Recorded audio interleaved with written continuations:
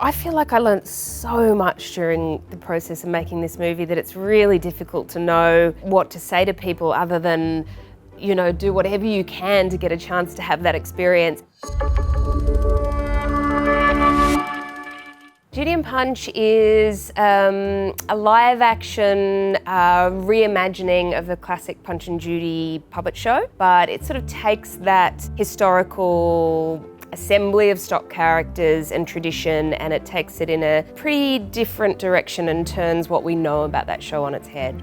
So when I was writing the film, I wanted it to feel like it was European, but I also wanted it to feel like it was sort of no particular time and no particular place. And I had always imagined that we would shoot somewhere in Europe. Nash Edgerton, who's one of the producers, suggested we do a budget for Australia and we cost it out here and we just figure out if it's possible. That's the way to do it. Initially, I was really reluctant to do that because I didn't feel like we could find the locations that made sense to me.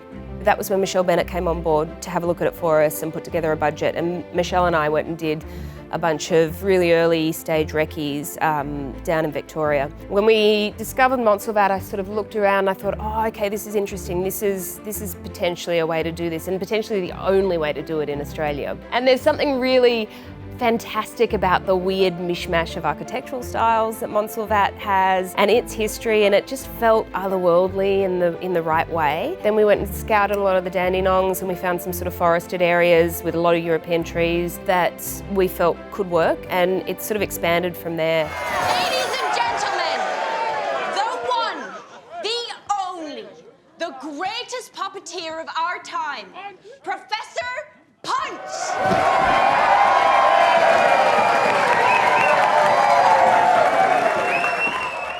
So Stefan Duscio, my cinematographer, and I had worked together in the past, and I also loved his work.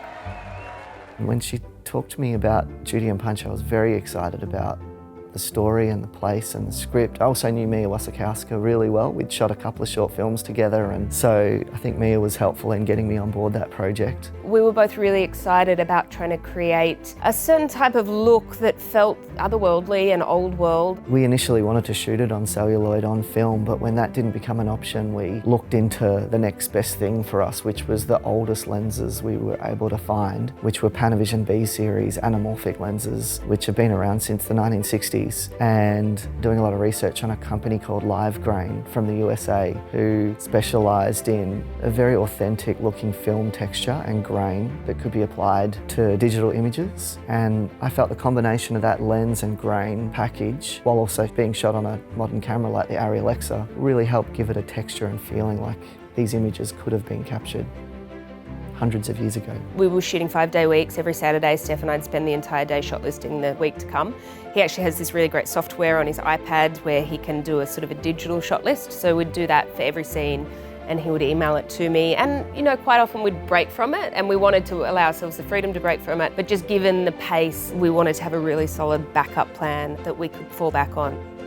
I guess that old adage about making the film 3 times is really true. You make it once when you write it, you make a different film when you shoot it, and you make the final film when you cut it. And it certainly felt true of this. I mean, I don't really remember sitting down to watch my assembly other than sort of a fog of trauma and distress. I was thinking, what is this and how are we going to pull it into shape? And I was really lucky to be working with Dany Cooper, who's very experienced and has cut so many features before. I'm glad you enjoyed it. I had her very kind of calm, assured eye over the whole thing because it was all really new for me. Edits are so sort of fascinating and weird, and some things you make these discoveries on certain days and you think, oh my God, why didn't I see that 3 weeks ago? But it's very much a process of you working through your own relationship to the material, I guess. You go from that really intense experience surrounded by so many people and fielding questions every single day and having to break your attention into all those different departments and just the physical stamina of being on set. And there's something really nice about just coming back into a dark room with one other person.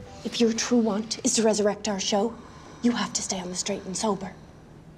Can you do that? Punch! Can you do that?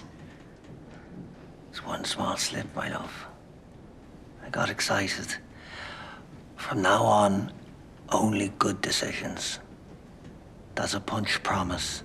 I just think that you can't work too hard. There's no such thing as, too much work. Nothing is ever going to solve itself on set, I think. Like if you're looking at something on the page and you go, oh, I know it's not quite there yet, but I think we'll get there and the actors will play around and it'll get better.